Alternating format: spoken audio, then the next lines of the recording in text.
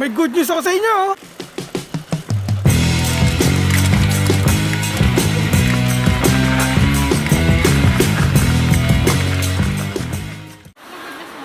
Monetize na yung channel ng YouTube. Yeah!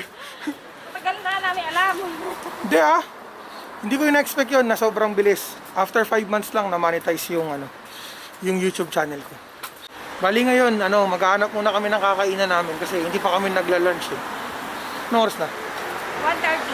1:30. 1:30. Yan, hindi pa kami nagla-lunch.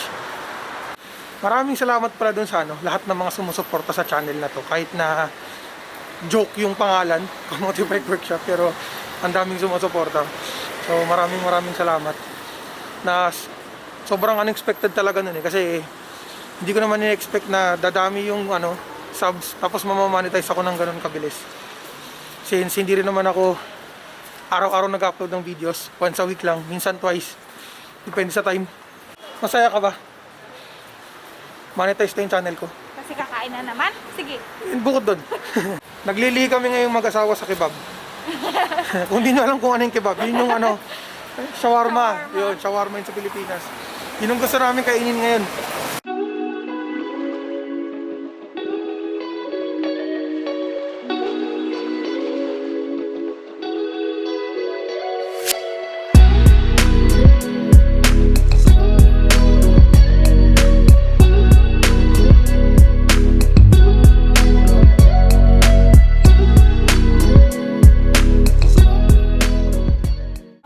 Yan. Give it to you. Sa nakikita niya naman, busog na siya. Masaya na eh. Papunta na kami ngayon dun sa bahay ng parents niya. Sa mga in-laws. Tagal na namin silang di nabibisita eh. Dahil sa pandemic pa rin. Kaya ngayon pupunta kami dun. Tapos titignan ko na rin yung bike. Kasi sirado yung bike. Di ko lang alam kung alin. So kung nagtataka pala kayo, bakit ako hindi gumagawa ng mga repair hacks na video? Dahil yun dun sa idea and yung goal ng channel na maging video reference ng mga bike shop mechanics. Yung tipo na kapag ka may problema sa bike shop, ang titignan nila yung video ko sa channel.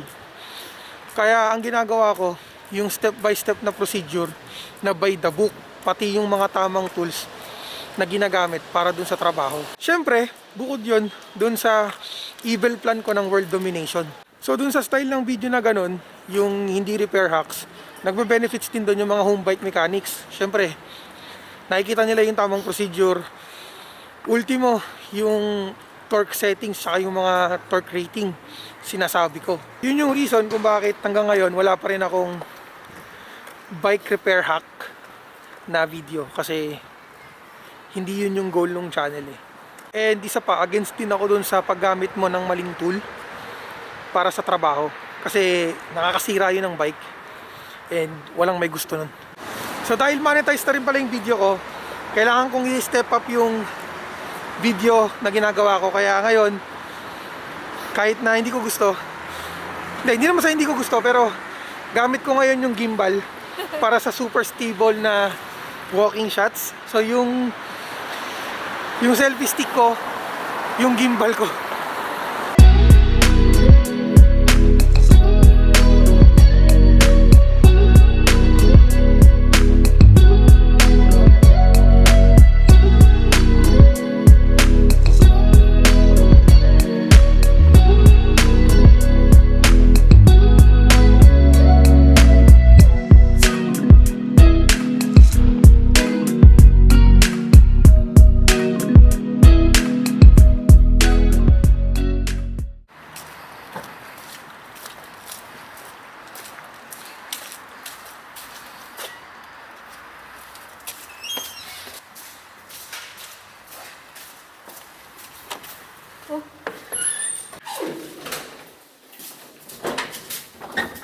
Yan. Ito yung setup ko para sa mga nagtataka.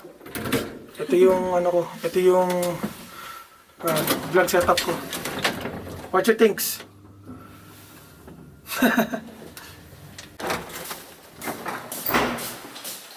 Hello guys. Good morning. Wala tao. Good morning. Good. Oh la la! Good morning. Ciao ka po. Mama, ba't sabi niyo nandyan na kayo? Ano ba yan? Good morning. Ano? Kaya kasama sa bike ka. Ang tabi na. Buti na lang madilim dito. Ciao po, kamusta? Ciao po. Tanggalin niya.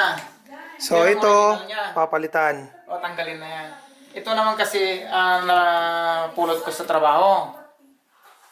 Ito daw yung napulot niya. Pambihirang tatakyan. Marquez. Marquesio na na rims. Oh, yan, napulot lang daw niyan. Bali itong cranks napulot mo lang din. Oo, pati ito. Pati yung pedals mo.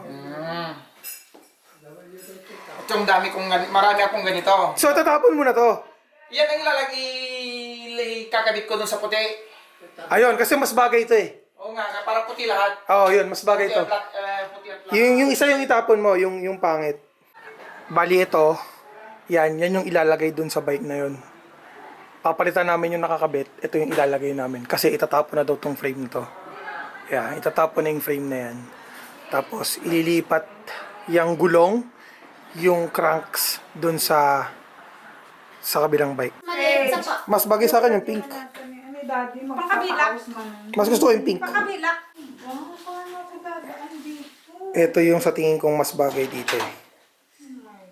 Drop bars kaysa sa straight. Yan. Lesson learned. Huwag bumili ng masyado maraming tools na. Ang dami mong tools eh.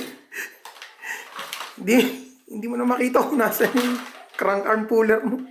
Yung pangarap sa bike hindi ko maano, pero yung mga gamit ko sa mga Ay, hindi, malalaki yan eh. mga ganito, mga na kasi nakabox lahat. Bakit? Bubus lang bumili ng madaming tools ba? Hindi mo kailangan bumili ng masyadong tools. Magagaya ka sa daddy mo. Hindi mo alam kung saan mo lalagay.